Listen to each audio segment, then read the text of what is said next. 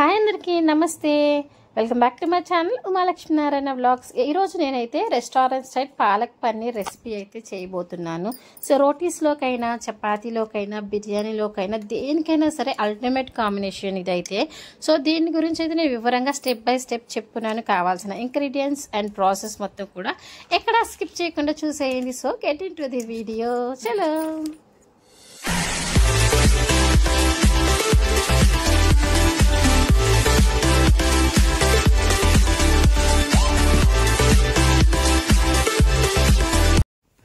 ముందుగా దానికోసం 2 కట్టల పాలకూర అయితే తీసుకుంటున్నాను. సో ఈ పాలకూరకి ఏంటంటే కాడలు లేకుండా శుభ్రంగా ఒలుచుకొని, అందులో గడ్డి ఇంకా పండిపోయిన ఆకులు ఉంటాయి, అవన్నీ లేకుండా చేసుకొని శుభ్రం చేసుకొని వాష్ చేసుకొని పక్కన పెట్టుకొని, ఆల్రెడీ గ్యాస్ మీద వాటర్ మరుగుతున్నాయి. సో మరుగుతున్న వాటర్లో ఈ శుభ్రం చేసిన పాలకూరను వేసి ఎక్కువసేపు ఉడికించాల్సిన అవసరం లేదు. 2 నుంచి 5 నిమిషాల వరకు ఉడికించి వెంటనే తీసి బౌల్లోకి మార్చుకుంటున్నాను. సో ఇన్ కేస్ వెంటనే చల్లగా అయిపోవాలి పాలకూర అనుకున్న వాళ్ళు ఏం చేయాలంటే ఐస్ వాటర్లో ముంచి డిప్ చేసి తీసేస్తే సరిపోతుంది. కానీ నాకు టైం ఉంది కాబట్టి నేను జస్ట్ ఇలానే బౌల్లోనే పూర్తిగా చల్లారే వరకు ఉంచి ఒక మిక్సింగ్ జార్ తీసుకొని అందులో 2 నుంచి 3 పచ్చిమిరపకాయలు అండ్ ఈ ఉడికించిన పాలకూర వేసి ఫైన్ పేస్ట్గా చేసుకుంటున్నాను. సో మిక్సీ పెట్టేసుకున్నాను. సో ఈలోపు గ్యాస్ ఆన్ చేసుకొని బాండి పెట్టుకొని ఆయిల్ వేసేసుకొని, ఆయిల్ మంచిగా వేడి అయిన తర్వాత so all garam masala spices అన్ని వేసేసి, సో అవి మంచిగా చిటపట్లాడే టైంలో పచ్చిమిర్చి యాడ్ చేశాను 2. వీటితో పాటు ఆనియన్స్ కూడా యాడ్ చేస్తున్నాను. ఈ కర్రీకి టమాటాస్ అవసరం లేదు, పూర్తిగా ఆప్షనల్ అది. ఇంకేస్ వేసినా 1-2 కంటే ఎక్కువైతే వేయకూడదు. ఈ ప్లేస్లో జీడిపప్పు కూడా యాడ్ చేసుకోవచ్చు, నేనైతే వేయట్లేదు. అండ్ 1 స్పూన్ జీలకర్ర వేసి, సో ఆనియన్స్ వేస్తే మంచిగా గోల్డెన్ కలర్ వచ్చే వరకు ఫ్రై చేసుకోవాలి, లేకపోతే పచ్చి పచ్చిగా మంచిగా ఉండదు టేస్ట్. సో గోల్డెన్ కలర్ వచ్చే వరకు ఫ్రై చేసుకుంటున్నాను మంచిగా. సో అల్లం వెల్లుల్లి పేస్ట్ అయితే ఈ స్టేజ్లోనే వేసుకోవాలి. 1 స్పూన్ అల్లం వెల్లుల్లి పేస్ట్ అయితే వేసుకొని మంచిగా ఫ్రై చేసుకుంటున్నాను. సో అల్లం వెల్లుల్లి పేస్ట్ అన్నది పచ్చి వాసన పోయిన తర్వాత నేను ఆల్రెడీ పేస్ట్ చేసి ఉంచుకున్న ఈ పాలకూర పేస్ట్ ఏదైతే ఉందో అది వేస్తున్నాను అనమాట. పోసిన తర్వాత ఇందులో మంచిగా అంత అల్లం పేస్ట్ ఆనియన్స్ కలిసిపోయేలాగా బాగా కలుపుకోవాలి. సో అడుగంటకుండా ఉండాలండి.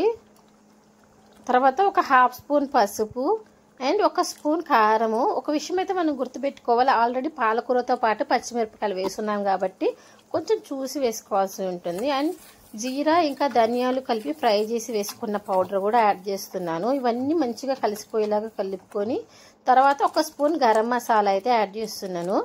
సో ఇది కూడా కలుపుకోవాలి బాగా. ఆ తర్వాత మెయిన్ ఇంగ్రీడియంట్ అండి ఈ రెసిపీకి కస్తూరి మేతి అయితే వేసుకుంటున్నాను. మంచి ఫ్లేవర్ ఇస్తుంది ఈ కర్రీకి. సో అదైతే కంపల్సరీ వేసుకోండి మర్చిపోకుండా. సో అవన్నీ వేసుకొని మంచిగా కలుపుకోవాలి.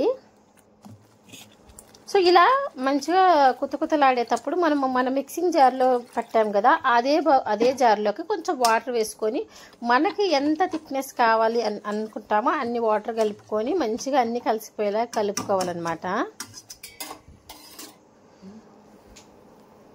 సో ఈ స్టేజ్లోనే మనం ఉప్పు కారాలన్నీ చెక్ చేసుకొని మనకి తగ్గిన ఉప్పు వేసుకోవాలి. సో నేను ఆల్రెడీ ఫస్ట్ నుండి ఎక్కడా కూడా సాల్ట్ యాడ్ చేయలేదు, ఇదే ఫస్ట్ అనమాట. సాల్ట్ అయితే యాడ్ చేశాను. మంచిగా ఈ పాలకూర మొత్తం మంచిగా తెరలేటట్టు ఉడకనించుకోవాలన్నమాట.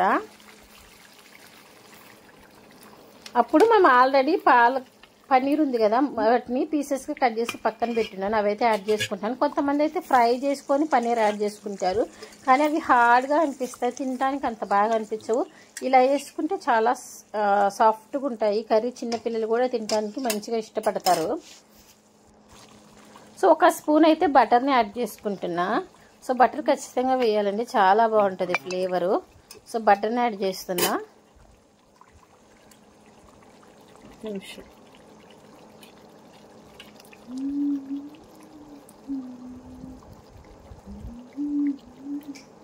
సో ఈ స్టేజ్లో బటర్తో పాటు ఫ్రెష్ క్రీమ్ కూడా యాడ్ చేశాను అనమాట, రిచ్ ఫ్లేవర్ ఇస్తుంది. అంతే సింపుల్ అండి, పాలక్ పన్నీర్ అయితే తయారైపోయింది. ఇది నేను చేసే విధానం. ఇందులో ఏదైనా చేర్పులు మార్పులు ఉంటే మీరైతే ఖచ్చితంగా కామెంట్ సెక్షన్లో కామెంట్ చేయండి. థ్యాంక్స్ ఫర్ వాచింగ్ అండి.